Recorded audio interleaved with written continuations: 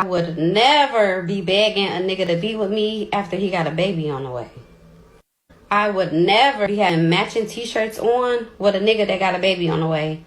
I would never be trying to play family with a nigga that got a baby on the way. I would never want to be with a nigga that burnt me while I was pregnant. I would never want to be a bitch like that. I would never be telling random people that my baby daddy burnt me. I would never tell nobody no shit like that. I would never tell random people that my baby daddy cheated on me our whole relationship, my whole pregnancy, that he cheated on me. I would never, you could never get me to tell no shit like that to no random people that I don't fucking know. I would never want to have a job to where I'm wiping old people ass and giving old people showers and feeding them and shit. I would never want to have a job like that. I would never want to have a job that my car was in the shop for 2 years. I couldn't get it out. I would never want to have a job like that. I'm wiping ass and I ain't got no car still. I would never want no job like that. I would never want to be with a nigga that done got so many bitches pregnant during the time that I've known him. I would never want to be with a nigga like that. I would never want to be with a nigga that didn't play in my face for damn near 10 years. I would never want to be with a nigga like that. I'm getting me a new nigga ASAP. I would never have a big ass birthday party and have to catch a ride to my birthday party because I don't have a car. I would never call a bitch. On a quiet Monday morning in Chicago's South Loop, a 6-year-old boy climbed out of his mother's car, adjusted his backpack, and walked toward his first-grade classroom. He didn't know it was the last time he would ever feel her hand on his shoulder. Moments later, as the school bell echoed in the distance, his mother, Romecca Meeks, was lying on the pavement of Shermack Road, her life ending in a hail of gunfire, while parents and teachers looked on in frozen horror. This wasn't a random act of street violence. It was a confrontation that witnesses say was cold, calculated, and followed by a gesture of celebration that chilled the city to its core. Welcome to Cold Trail Crimes. Today, we are stripping away the headlines to look at the haunting final moments of Romecca Meeks. We will examine the eyewitness accounts that contradict the official claims of self-defense and explore the 7-week silence that left a family begging for justice. This is a story of a nursing student, a devoted mother, and a rivalry that turned a school zone into a kill zone. Before we dive into the evidence, please hit the subscribe button and turn on notifications. Your support allows us to keep the spotlight on cases that the world is too quick to forget. Now let's go back to September 8th, 2025, and piece together what the witnesses say really happened before the smoke cleared. To understand the tragedy of September 8th, we have to look at the geometry of the scene. It's 9:05 a.m.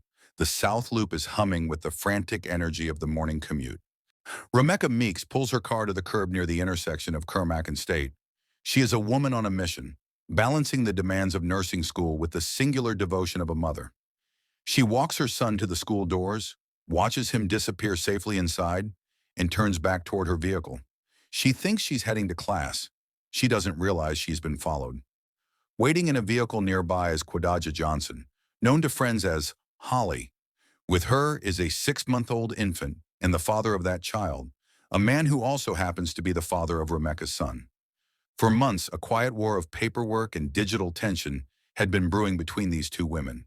Quadaja had even filed for a stalking no-contact order against Romecca, though it had never been officially served. The air was already heavy with the scent of a storm. As Romecca reaches her car, the silence of the school morning is shattered. Witnesses describe an immediate, high-decibel, verbal physical altercation. This wasn't a slow build, it was an explosion. According to those standing just feet away, the father exits the vehicle and interjects himself between the two women. But the intervention wasn't a peace mission. Multiple witness accounts describe the man placing Romecca in a restrictive chokehold, pinning her body and neutralizing her ability to move or defend herself. While Romecca is physically restrained, struggling for breath, the narrative takes its most sinister turn. Witnesses say Quadja Johnson didn't stay back. She didn't call for help. Instead, she moved with purpose back to her vehicle. She wasn't reaching for a phone. She was reaching for a 9mm handgun. And the logic of the situation at this moment is crucial to the investigation. One woman is being held in a chokehold by a grown man. She is effectively immobilized. Yet it is in this moment, as Romecca is held fast, that Quadaja prepares to fire. The tension of the love triangle had reached its breaking point, and on this stretch of Chicago pavement, the personal grievances of the past few months were about to be settled with lead. The street corner, usually a place of transition and safety, suddenly became a stage for a clinical execution. As Romecca struggled against the man's grip, the first shot rang out.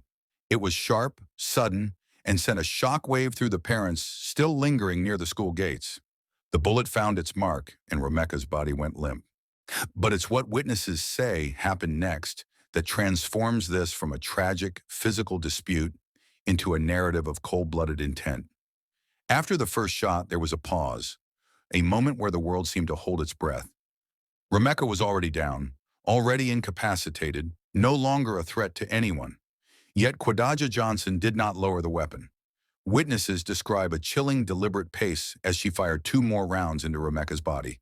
3 shots in total, 3 shots that were less about defense and more about finality.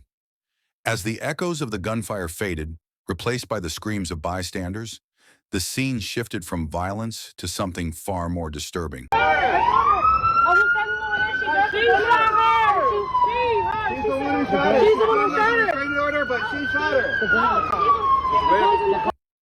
According to prosecutors and multiple eyewitnesses, as Romecca lay dying on the concrete, Quadaja and the father didn't panic.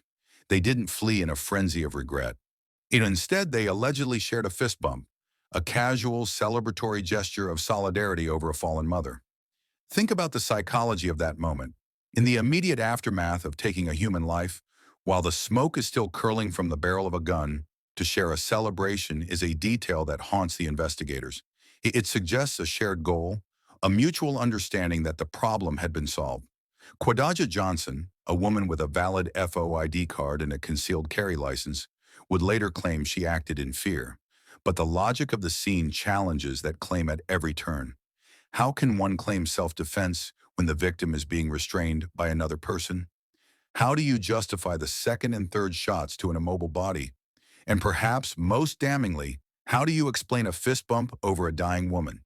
The police arrived to a chaotic scene. They recovered the 9mm shell casings and took Quadaja into custody. But in a move that would later spark outrage and protests across the city, she was released shortly after. The authorities initially cited a lack of evidence to overcome a self-defense claim.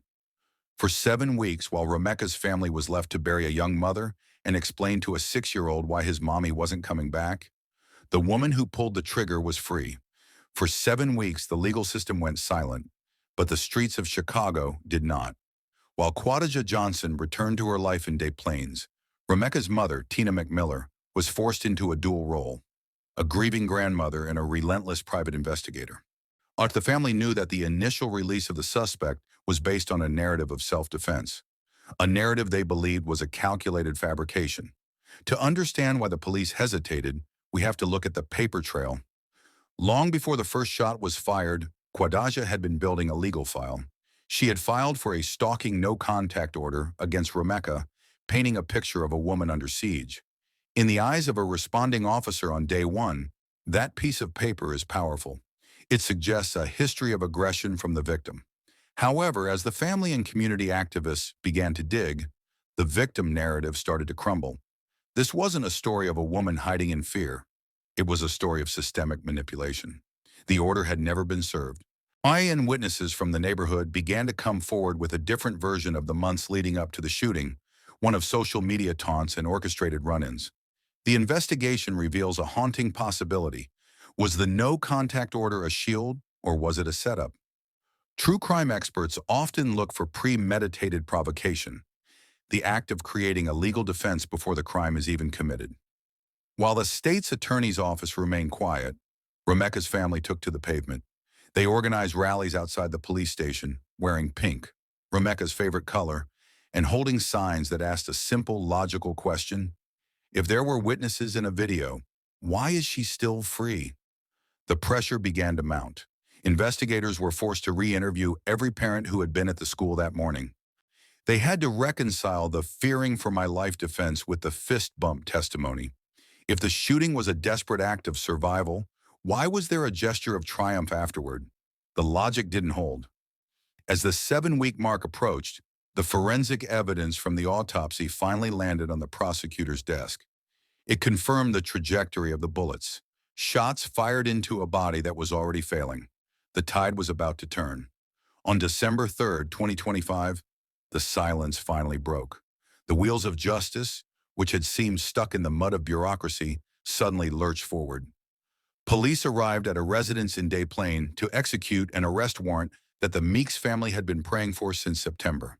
Quadaja Johnson was taken into custody, no longer a person of interest claiming self-defense, but a defendant charged with first-degree murder. The courtroom for the bond hearing was thick with tension. It was here that the public first learned a complicating detail. Quadaja was now 7 weeks pregnant. In the eyes of the defense, this was a plea for leniency, a reason for home confinement. But for the prosecution, the timeline was a grim reminder of the life that had been taken versus the life now being carried. As the state laid out its case, the Netflix standard drama moved from the streets to the bench. The prosecutor didn't just talk about the gun, they talked about the humanity, or lack thereof, at the scene. They presented the evidence of the 9mm rounds in the specific positioning of the bodies. They leaned heavily on the most damaging piece of testimony, the celebratory nature of the aftermath. And the judge's reaction was visceral. When the details of the fist bump were read into the record, the atmosphere in the room shifted. The judge noted that such a gesture is inconsistent with a person who has just used deadly force in fear for their life. You don't celebrate when you've been pushed to the brink of survival.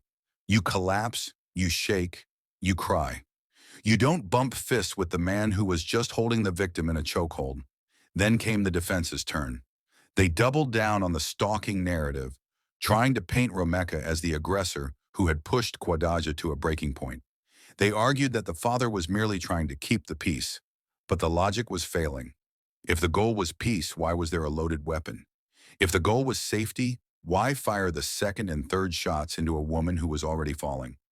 By the end of the hearing, the judge made a decision that sent a shockwave through the city. Quadaja Johnson was to be held without bond. The self-defense shield had been pierced by the sheer weight of witness testimony and the cold, hard logic of the ballistics. The story of Romecca Meeks doesn't end with an arrest or a gavel hitting a wooden block in a sterile courtroom. It lingers in the quiet hallways of an elementary school where a little boy still looks toward the door, waiting for a mother who will never walk through it again. It lives in the restless nights of Tina McMiller, who had to transform her grief into a grassroots campaign for accountability. To look at this case logically is to see a series of failures that culminated in a tragedy that was as preventable as it was brutal. And we have to ask ourselves, how does a disagreement between two parents escalate into a public execution? The answer lies in the volatile intersection of pride, a love triangle gone sour, and the misuse of a legal system that was supposed to protect, not provide a roadmap for a murder defense. The trial of Quadaja Johnson remains one of the most watched cases in the city. The prosecution's mountain of evidence is anchored by those 3 shots. The rhythm of the gunfire that witnesses say sounded less like a panic and more like a period at the end of a sentence. As the legal proceedings move forward, the defense continues to lean on the narrative of fear. They point to the pregnancy of the defendant as a reason for compassion, a irony not lost on the Meeks family, who remind the world that Romecca was also a mother, one whose journey of nurturing was ended by the very woman now asking for mercy in the name of motherhood. And then there is the father, the man in the middle. His role remains a point of intense public scrutiny. While he has not faced the same charges as Quadaja, his actions that morning, the alleged chokehold that immobilized Romecca while she was being fired upon, remain a focal point of the community's outrage. In the eyes of the public, if Quadaja was the hand on the trigger, the father was the one who ensured the target couldn't move. His public defense of "the truth will come out" rings hollow to those who saw the fist bump. a gesture that transformed a crime scene into a victory lap. The legacy of Romecca Meeks is now tied to the pink shirt movement in Chicago, when it has become a symbol of the fight against the self-defense loophole often used to justify violence in domestic disputes. Romecca wasn't just a statistic in a city often maligned for its crime rates. She was a nursing student on the verge of a career dedicated to saving lives. She was a woman who, in her final moments, was doing the most mundane and beautiful thing a parent can do, ensuring her child was safe at school. As we close this chapter of Cold Trail Crimes, we are left with the haunting image of that Monday morning. The sun was out, the school year was new, and the future was supposed to be bright. Instead, the South Loop became a crime scene that challenged our understanding of justice. It reminds us that self-defense is a legal right, but it is not a license for vengeance. It reminds us that witnesses are the heartbeat of the truth, and that even when the system stays silent for 7 weeks, the truth eventually finds its voice. Romecca Meeks Blackman was 26 years old. She was a daughter, a student, and a mother. Her life was taken in a moment of calculated fury, but her story continues to demand that we look closer, think deeper, and never stop seeking the truth behind the smoke. If you found this investigation into Romecca's story vital, please give this video a like and share it. The more these details are circulated, the harder it is for the truth to be buried in paperwork. What is your take on the fist bump testimony? Do you believe it's the smoking gun that proves premeditation, or can it be explained away? I'll be in the comments section tonight to discuss the logic of the case with you. Don't forget to subscribe to Cold Trail Crimes and hit the bell icon.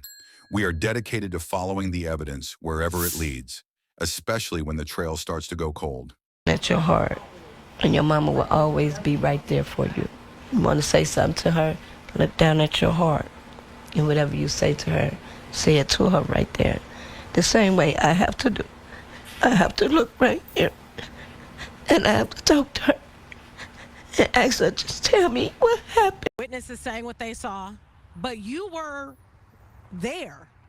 What's your reaction to what you heard came out in court today? When I heard it, I'm just looking, you know, it was unbelievable, but I was there. And I know for a fact none of that happened, how they just explained it. But my truth will get out here, and I hope everybody understand. That's really it. I can't even say too much right now, you know, because it's just gonna feel like I'm going against them, they going against me, we just going back and forth. But the truth is gonna come out. Thank you for watching and for helping us keep Romecca's memory alive. We'll see you in the next investigation.